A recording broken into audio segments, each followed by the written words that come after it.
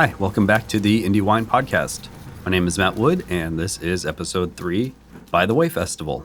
This time we'll be focusing on the By the Way Festival, which is held in Richmond, California, semi-regularly, every 6 months or so. All the wineries that pour are 0.0 natural wineries, so nothing added and nothing taken away. The festival takes place at the Study Wine Bar, which is also home to the cooperative winery that many of the producers work out of.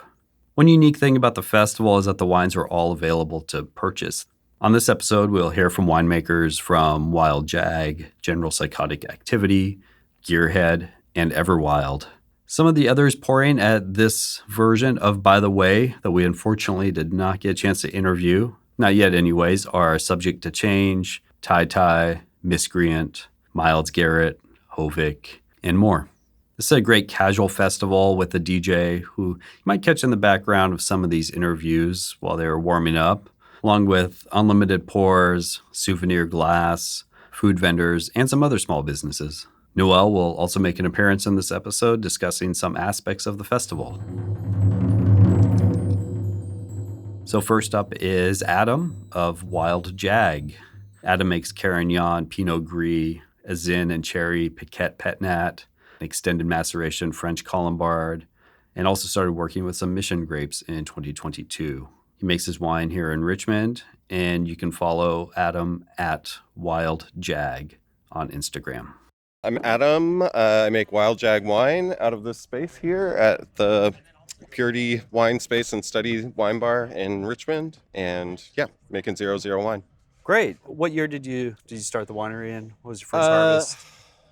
So I made wine at home, like first fruit wines and then some like wine from grapes off of Craigslist for like a year and a half, and then been here since 2020 was my first vintage year. Okay. Or no, in 2019. I don't know. Okay, that's okay. Sorry. It's all good. Is there a type of grape you're concentrating on? An area? What thrills you? Not necessarily. I definitely tend to gravitate to the less than typical varietals. Like I'm not really interested in like Pinot Noir or Cabernet or Chardonnay or something like that. But I think mostly for me, it's just like I really like wine, and the way I learn is by doing. So I wanted to know more about wine, and so I'm just trying to like figure out what makes it so cool. Nice. Yeah. So what are you pouring today? You have a Old Vine Carignan? Yeah. Okay. Old Vine Carignan Rosé. This is Sunset Days. It's a Pinot Gris. This is a small batch of stuff I just kind of made for myself, but I liked it so much that I'm gonna bring it. It's called Cherry Bomb. It's a cherry and Zinfandel. And then I have a red that we're still pulling out that's Syrah and Carignan. Syrah and Carignan? Okay. Yeah. You co-ferment it, or those blended them after? Blended at barreling. So Okay. and that's more of like a lighter one. Okay. What's your general fermentation regime? Is it more whole cluster, destemmed? It depends. Sometimes I destem. Usually it's whole cluster. It really depends. I don't know. Yeah. It depends on the grape. Like right now I'm doing like an extended maceration, but I've also done a lot of like quick macerations and carbonic and stuff like that. So, Okay. Yeah. The Piquette, so that was your Zin skins? Yeah, and then, Zin skins with then some cherries. actual cherries. Okay. To, like kind of bring up the sugar, but then it ended up tasting more like cherries than Zin. So. Okay. Yeah. Great. Anything you're like excited for the future, or planning on? I have a lot of wines that I'm interested in. Like I mentioned, the French Colombard, that's extended maceration. I get to work with Mission this year, which is like a grape I've wanted to work with since I first started learning about wine. Yeah. Just that's about it. I don't know. Okay. Just a small little dude making wine. Yes.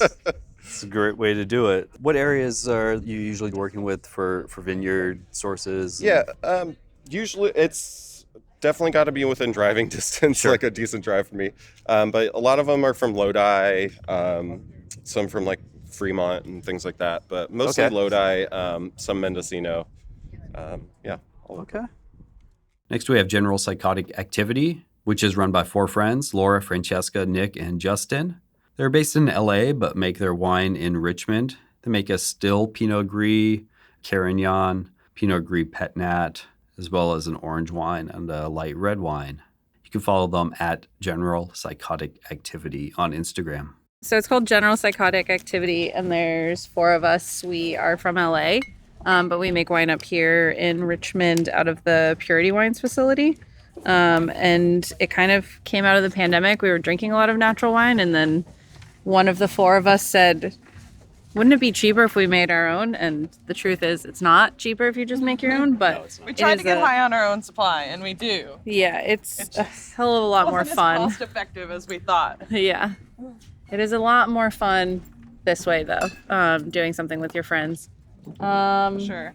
What yeah. types of wine are you generally making? You have certain grapes or certain areas that you concentrate Yeah, in? so this is our 2nd year. The first year we only did 2 tons. We did a ton of Carignan and a ton of Pinot Gris. And our very first wine that we put out was a Pinot Gris Pet Nat, and that seems to have been the most popular so far. Okay. So we've made it again for year 2. But for year 2, we've scaled up to 5 tons. And so we got Muscat. Almost 6 with the apple. Yeah, that's true. It's almost 6 with apple as well. But so we got Albarino, Muscat, Pinot Gris again, Cab Sauv, Zinfandel, Cab Sauv, Chenin, and Chenin. and Okay. apples. And then some apple juice. Yeah. Where are your vineyard sources? So we got the Albarino and Muscat from Lodi. That was through Noel here at Purity. If he's bringing in something, he'll say, I've got 20 tons of this, who wants some? And we'll put our hand up for a half ton, full ton, whatever. And then the rest we sourced ourselves through Wine Biz. Yeah, they're Kind of from asking all over around. Yeah. Central and Northern California, just sort of like where we find nice organic grapes from varietals that we're interested in making wine with.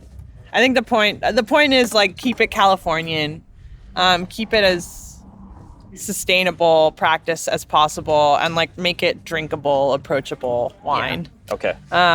We want to, we don't want to make like super expensive or super, labor intensive or fancy stuff. It's more about like, what can we do that feels good to share with your friends? At a point that feels comfortable, like spending money on it and enjoying it on like a beach day or like a Tuesday pasta night or, even like a Friday night before you go out, Yeah. This was like born out of camaraderie, and I think, continues to support that cause. Yeah. Like the cool thing about the natural wine community is that it very much is like this community that everyone's sharing resources and stuff. So yeah, after year 1, it was a lot easier to find connects. Even the Pinot Gris, like we tried so hard to find Pinot Gris this year, and it was literally like someone heard there was a spare like couple tons, and we grabbed what we could. Exactly. And our final ton was actually not supposed to be Cabernet Sauvignon. It was supposed to be like a Bordeaux blend. And two of my teammates came up, to go get the grapes, bring them back. And the owner of the vineyard sent us a bunch of photos and was like, well, it rained 2 days ago and now there's mold on all the grapes. So it's your call. You can back out if you want. And we were like, oh God, here we are. We're SOL. We're already up here. What do we do? And our neighbors next door are subject to change. We're like, got a lot of Cabernet Sauvignon. We could totally sell you a ton if you want it. 2 days later, we had a ton of Cab Sauv in the building, which was really, really like, what a lifesaver. Really, really like generous that they just offered to, pawn something off on us and do the extra labor and all that. So yeah, without the team here, we would not be able to do any of this. So it's awesome to be a part of this community. That's awesome. So then you stay mostly up here during harvest, and then so after this weeks. weekend, we'll have everything kind of goes away for a longer sleep. We've got to disgorge a bunch of pet nat, but thankfully we have big cars, so we'll bring some down back to LA and do it down there. And then everything else is in barrels, so chills out for a while. Yeah. We'll come back in the new year probably and check on everything. Yeah. But yeah, we all have like crazy full-time jobs. So the fact that we pull off like 6 tons of wine and are able to like make it and sell it is a feat in itself.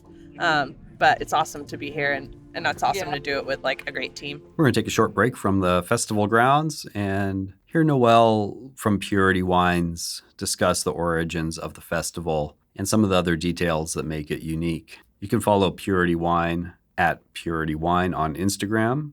And Noelle makes Pinot Gris, Pinot Noir, Viognier, Gewürztraminer, and Apple Co-Ferment, Verdelho, Sauvignon Blanc, Syrah, Zin, Merlot, and also an Amaro. You can also hear much more from Noelle in episode 2 of the podcast if you missed it. I would just love to get your thoughts on By the Way and how it started and the idea behind it. If you foresee it going anywhere different or changing in any ways. I know you said you thought it was the best one yet. This one that was most just recent one. Yeah, this last weekend. I think it was a week ago today. It was very successful. We sold almost 200 tickets. We sell tickets for $30. It started a couple of years back, kind of like tying in with Brumaire, which is Ordinaire's fair. And I found that Brumaire was really fun. It was a great experience, but it was, they are so popular that the place would be just packed. I don't know how many tickets they sell, but it would be packed. And I thought maybe we could help alleviate a little stress by doing an off Brumaire. And I asked Bradford, the owner of Ordinaire, if he was okay with us doing an off Brumaire, and he said, sure. Not only that, but I'll put it in our little newsletter or something like, he'd email it out to people, and we did that. And really, it was so to feature both our friends, our natural winemaking friends in the community, and our winemakers and us, and to bring people in and show them the collective. It was kind of like a creative way of getting a little interest in the space, but to do it in a way that, again, everybody could benefit. And we did that, and that was just before COVID hit. We were actually, Brumaire and By the Way, we did it on the weekend before the entire shutdown 3 years ago or whatever. Okay. And yeah, By the skin of your teeth. we barely made it. Yeah. And so we did that, and it was a pretty decent. We did well by it, and we were happy with it. And then it was the idea of like continuing to do it, and people kept asking if we were going to do another one, and so then we did another one when we were coming out of COVID, and this was now our 4th, By the Way, and we've kind of been doing maybe 2 a year. We're not sure if we're going to continue with 2 a year, but we did one in the spring and then one in the fall. And initially, I was taking the money from the tickets and giving it back to the winemakers because I didn't want to be, not only did I didn't want to either be seen or I didn't want to be making money. That's not how I make a living. And I didn't want to make money on people donating their wine. And because of the permits that we have, winemakers are able to sell at the fair. And I've never been at a fair where I was able to sell. And I thought that was a really good point. So we were giving ticket money back to the winemakers to kind of stipend them for coming here and for the wine that they were donating. And that was working well. And then at some point, when we moved here in 2017, we did a fundraiser. This was right when we moved in with the 5 winemakers. It was in the co-op, not the collective. And I wanted to throw up a fundraiser because we were having fires up in Sonoma, I think. And I wanted for the farm workers, because people talked about the farmers, but nobody was really talking about the farm workers. And a lot of those people were having problems when they were displaced from their homes, and they were worried that ICE was going to hassle them, if not deport them, just hassle them. Mm-hmm. They didn't know who to go to, what to do. We raised $5,000 for them, and that was something I wanted to continue to do. So at some point, I turned to Barry, my wife, and I said, you know what? I'm feeling really distraught about what's happening in Ukraine, and this is what happened 5 years before when I was feeling distraught about what was happening to the displaced farm workers. And when we moved in here, I'd wanted to do some things that were like that. I mean, I like to say philanthropic because it's funny when you think of philanthropy, you think of wealthy people. We're not wealthy. We're not poor. We're not wealthy. But I would never have thought of myself, my parents were migrant farm workers. I worked summers in high school picking fruit. I would never think that I'd ever be able to be a philanthropist. But all of a sudden I thought I can have a structure where we can give money to causes. So we talked to the winemakers in the spring this year's spring, by the way, and I said, can we repurpose the money that we were going to give you? You can still sell wine. And because I saw that people were doing well in the wine sales. You can still sell wine, but can we use the money for Ukraine? And we did it for displaced families and for LGBTQ community. And it felt good, but anytime you send a check away, it's hard to have that causal relationship of doing good, right? If you give somebody some money and you can see something, that's one thing. If you send the check away, and you're like, well, we gave this to a nonprofit and hopefully it did some good. We trusted it did some good. We did some research. We had our friends help us with who would be good to give money to. And that's what we did. And this time on this fair, we raised about $4,500. We do take out, like, we have to pay for DJs, we have to pay for some help. So we do take that out of the money, but we don't take any money for ourselves. And I think we raised about $4,500 that is going to go. I said, why don't we, because we have kids in school, why don't we, every time we go to any event, they pass the hat around. I said, why don't we go to some schools in Richmond? We haven't given any money to Richmond. We have our business here, and it's a socioeconomically dynamic community. It's a huge community, and generally people think of it as a ghetto, and it's really not. And I said, why don't we go to a school, talk to some teachers, see what we can give them. What do you need? 100 boxes of crayons? Do you need soccer balls? Do you need volleyball nets? Like, what can we do that we can actually make a change? I don't have hundreds of thousands of dollars to really make a difference, but at least we can do something where we can say, this is the thing that these schools needed that we gave them, that were beyond what the state is going to give them. Because the state's going to provide you with the minimum amount. But every time we go in, it's like, can we get music, sheet music stands? So I thought, let's do that. We're going to try that this year. We're going to see how it goes. But from now on, definitely, by the way, is a fundraiser. And we want to make something that we can share with our community so that we can feel like we are doing something positive, that we are giving back to the community. Coming next, we have Craig from Gearhead Wines. Craig makes lots of pet nats. That's exclusively what he was pouring at this By the Way festival. One made of Muscat, another of Viognier. You can follow Craig at Gearhead Wines on Instagram. Yeah, my name's Craig from Gearhead Wines. Welcome. What was the first vintage of Gearhead? Well, I actually started in my garage in 2016. I made a small lot of wine. What? 12 cases. 12 cases, okay. What grape were you working with? It was Grenache and Syrah that I got from Noel. Okay. Yeah, and it was pretty fun, stumbling around, trying to figure it all out. How many cases are you up to now? More than 12, most likely. Yeah, a few more than 12. I think I'm at 1,200. Okay. Yeah. Okay. We'll just use that as a... Yeah, around that. Yeah, something like and that. Are you all 0-0? All with your 0-0. wines? All Okay. 0-0. I've been since 17. My first vintage in my garage, I sulfured because I didn't know any better. Sure. And then from 17 on, I've been 0-0. What grapes are you working with mostly, and in what areas? Right now, at the moment. Right now, or historically is okay too? Yeah, so the last vintage, it's Cabernet Sauvignon, Viognier, Muscat, Albarino, and Chardonnay, and well, I think that's about it. Colombar too. And Colombar. Yeah, Okay. yeah. And just kind of all over California. Yeah. You know, Lodi, Mendocino, Hollister, Okay. bulk of my vineyards I work with. Have your wines changed at all in the style since you started? Absolutely, absolutely, they've changed. The first year was all traditional. My second year was all traditional, and then I happened to be here in the beginning, and it was a bunch of really big I consider big winemakers, and then I learned a lot of stuff from the people here. And one in particular, Chad Hines from Method Sauvage, he was doing a lot of carbonic maceration. Mm-hmm. And he would do a lot of tonnage, but I'd never see him. And I was like, hey, how do you do that? Like, and then he kind of showed me what he does. And I kind of liked his style of his wines were very fruit forward and and so I started to do some carbonic. And now I'm probably 80% carbonic. Yeah. And Okay. maybe 20 of a little bit of both. Maybe some traditional and some carbonic, Okay. but mostly carbonic. Yeah. And for the whites, are you generally pressing, or are you doing those carbonic? Yeah, I do. Also, or juice? My or- sweet spot is 14 days carbonic. Okay. I let it go for 14 days, press it.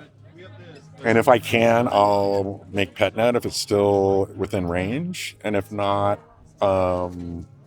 it will just turn into either a white or a red still wine. I do make still wine too, but I make a lot of pet net. A lot of pet nat. Yeah, Okay. yeah. And I'll be pouring all pet net today. Oh, all pet nat today. All white pet net. So those are generally about 14-day. Yeah, Carbonic, yeah, and then press press them and- wait for 1.5 or in that range somewhere. I'm not too particular as long as it doesn't go over 2. I usually don't bottle at 2. Okay. I think it's a little. A little too much. Well, Don't wanna blow it up. can be. You can, depending on what variety it is, it can get really active. And no matter how cold you get it, the key is to get it as cold as you can without freezing it. Mm-hmm. Yeah. And we disgorge I disgorge everything by hand. Every bottle that is mine, I probably disgorged it. Okay. Yeah, or somebody helped me here. Yeah. Sure. Have you always disgorged the pet nats? Yes. Okay. Yes. Okay. Yes. Anything for the future, or ways that you're any new vineyards or anything? Not really, but one of my styles of making wine is I try not to have too many plans ahead of time, because I feel like it can be the starting of a lot of disappointment. So what I do is when the fruit comes in, I start to make decisions. If I'm going to co-ferment it, if I have something else that came in at close to the same time. And I like to co-ferment whites and reds, or whites and whites, or reds and reds. It doesn't matter. But I like to get them together early as possible. Okay. And so next year, depending on, I don't have a bunch of shit written down on the blackboard going, I'm going to make, because I don't like to make wine. For me, making wine is kind of a free thing. And, having a recipe or something like that is kind of not my gig. I like to let it go wherever it's going to go. Sure. And have it come about when the time comes. Are you co-fermenting with any other fruits ever, or grapes? I messed around with some pears this year, but I haven't even checked in on it. It's just sitting in a tank. I'm just I did some apple cider last year, but that stuff kind of doesn't really turn me on that much.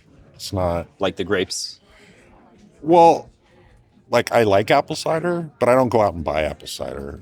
It's not I'd rather have a nice bottle of Gamay or something like that than I'm not a real cider guy, or any fruit wine. It's kind of not my gig. Okay. Yeah. But I can appreciate people that do, it's just, I don't know. I think there's so much thinking involved with that. Okay. Yeah. I try to keep it simple. Yeah. Okay. Thank you for your time. I appreciate You're welcome. it. Yeah. I hope you have a great day today. Yeah. Yeah. I'm interested. Should be fun. And last but not least, as the festival was starting, I spoke with Austin of Everwild Wines. Austin and his partner Talia run Everwild together. Talia wasn't available for the interview because she had to be pouring as the festival was starting. They make Muscat, Syrah, Grenache, some skin contact whites. They work from some great vineyard sites like Chalone at Rodnick Farm. You can follow them on Instagram at Everwild Wines. Please. 5 minutes to showtime. So it is 5 minutes. All right. I'm Austin Hobart. My winery is Everwild Wines. That I make the wines with my partner Talia. Right. And how long have you been making them for? This is we just got over our 3rd vintage. Okay. Yeah. And are you making them here? Yeah, with we the make our wines here in the Okay. purity space. Yeah. Okay. Yeah. Nice. You can say that again. Huh? This guy. Need clean audio. We're not gonna get clean audio. We'll do what we can. What type of wines are you generally making? What's your sort of wheelhouse? Yeah, so all our wines are all natural wines. They're 0.0, so we don't add anything. The only component to the wines is the grapes themselves. There's no sulfur. We don't filter. There's no fining.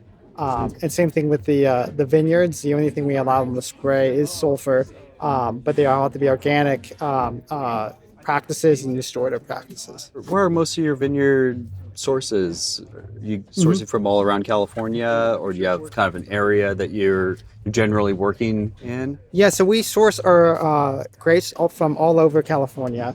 We have vineyards that we work with in the Sierra Foothills and Mendocino, all the way down to Chalone. We've gone all the way down to In that area, I forget. Hollister? Yeah, but Chalone, Sierra Foothills, a lot in Sierra Foothills, and then also in Mendocino, and then Contra Costa County. We have some vineyards here too. Nice. What grapes are you usually working with? So in Contra Costa County, we work with Verdelho. And this will be our third year working with Verdelho. Get that from Tom? Tom's vineyard, Tom Morgan. Chardonnay from Malonis. Down in Chalone, we work with Rodnick, and we get quite a few varieties from him. We get Syrah, Mourvedre, Chenin. What else do we get? Grenache. Yeah. What's your fermentation sort of regime tend to be? Are you mostly whole cluster or carbonic or destemming or kind of switch it up? So the process changes based on the wine and what we're trying to accomplish with the wine. Typically, a lot of it's whole cluster maceration.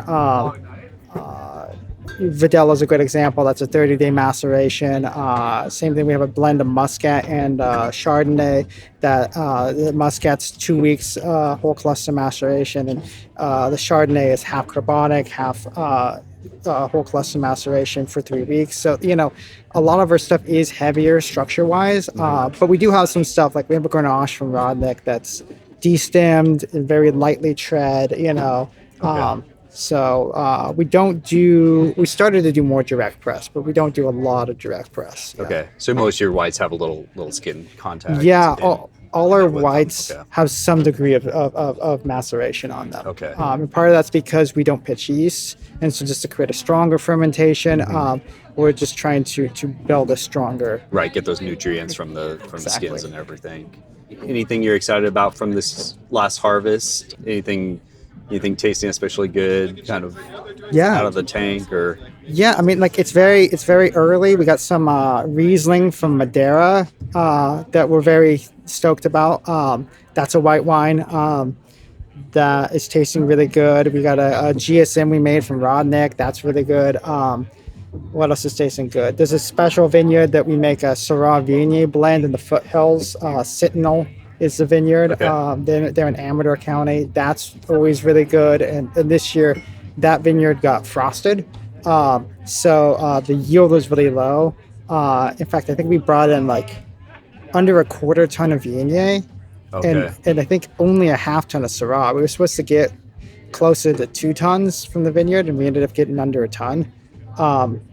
But the wine tastes so good. The fermentation was so healthy and happy. It was just really nice to working with that fruit, even if we don't make much of it. And then we have a Chenin. We have a small little Chenin project that we want to age for 2 years. We try to do a long-term white project every year. Last year it was with Chardonnay, which is a really special wine. And this year we're doing it with Chenin, and that's tasting really good already. So we'll see if we make it to the 2-year mark. So that you just give it 2 years of barrel age. And don't touch it. Yeah. Okay. So no topping or topping. Anything. Yeah. Okay. Yeah. We don't top any of our wines, actually. I'd love to say it's aesthetic, but part of it's practical. Sure. Life gets in the way. Yeah. Well, I mean, just like excess wine and a lot of our stuff, gets spoken for, So then you kind of end up, and all our wines too are made in low amounts, like 72 case cuvee is a lot for us. Yeah. Okay. So. What's your case production kind of sitting at? Yeah, so we started in 2020 with 200 cases, and then we've doubled every year. So last year was 400, and this year we're looking closer to like 850. Okay. Yeah. So hopefully we'll get above, custom wines that we have a little bit more of. Yeah. And mostly self-distributing, or like shops and restaurants, or Yeah, so we're entirely self-distributed. We're sold in most of the natural wine bars here in the Bay Area and also LA. It's most of the ones I can think of. I'm sure there's more that I don't know about. Yeah, but all no distribution outside of the wine that we're our direct connections with the stores and with the we make our wine here, and then we live actually like 10 minutes away from here. Thanks for listening to a little snapshot into the By the Way Festival. Hope you enjoyed hearing these short interviews with some of the producers. The money is always going to a great cause, and I think it's well worth your time and money to head over to Richmond and try it out next time you see it. Probably the best way to find out about the festival is to follow Purity Wine on Instagram. You can follow this podcast on wherever you're listening, and also the Instagram at IndieWinePodcast for updates, or email IndieWinePodcast@gmail.com. Next episode is with Chad Hines of Iroquois Wines, who after working in Richmond for a few years, moved his winery to the Shasta Cascade region of Siskiyou County. Thanks again. Have a good one.